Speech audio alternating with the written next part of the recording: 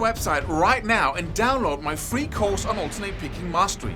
It contains 5 essential exercises that will take you to alternate picking mastery faster than you can imagine.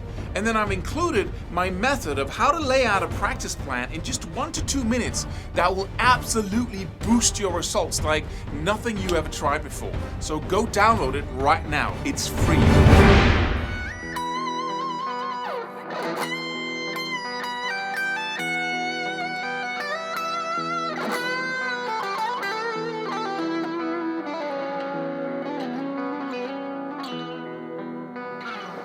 Hey, so, I tell you to take something small and then push all the way to mastery. That is the one thing you must do in order to break out of the eternal intermediate zone.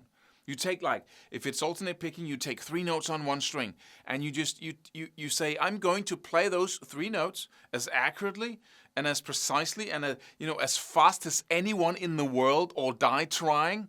And then you start working the metronome in front of the TV until you reach that level with that little thing.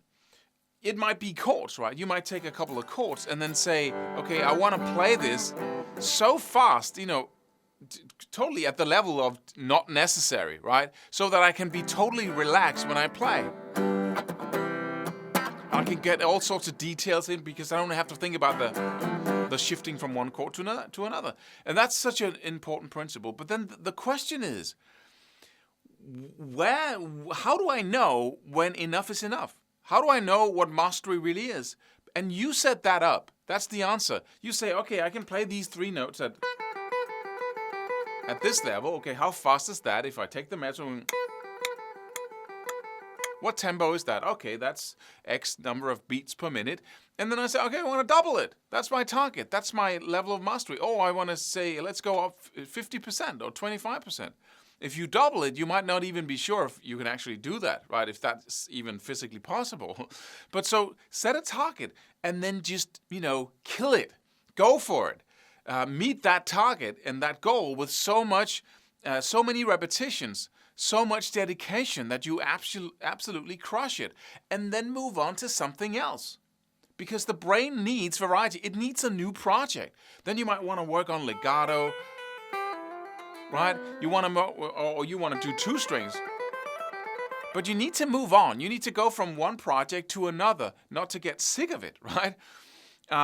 So let's say you've been spending 3 months on that, and you've been using 50 to 75% of your time practicing that, 3 hours in front of the TV each night, working with the metronome, practicing other things as well in the remaining 25% or 50% of the time, but you just focused on that. And then you actually reach your goal. Then you move on to something else. Then you have a new project, a new thing that you take all the way up. And then you return to the first again, because as you grow, your demands on yourself also grows. And what was once just amazing now becomes pretty ordinary, right? So you just set a new target. And now you can feel that, okay, I can actually get to... I can't really do it with accuracy, but I can feel that it's possible with my fingers, and I can do that. So you set a new target, and then you go for that with everything you have in you, right? And then that's just how it is. Another example, I used to... When I started out really looking into soloing, Angus Young was my, highest target. If I could play like him, I would be happy forever after. And then once I learned to have, I still can't play like him, but because he's him. But once I reached the technical ability to be able to do that, then I just had then it was Paul Gilbert suddenly, who's in a totally different league when it comes to technique. I'm not saying he's a better quality of player. I'm just saying that technically, he's on a totally different level, right? On a totally different level. And so that became my goal. And that took a little bit more time. But so once you reach a certain point, you just want to go beyond that. So set a target and go for it. And then, do something else afterwards. Subscribe for more free videos. Do it. Do it now. Do it.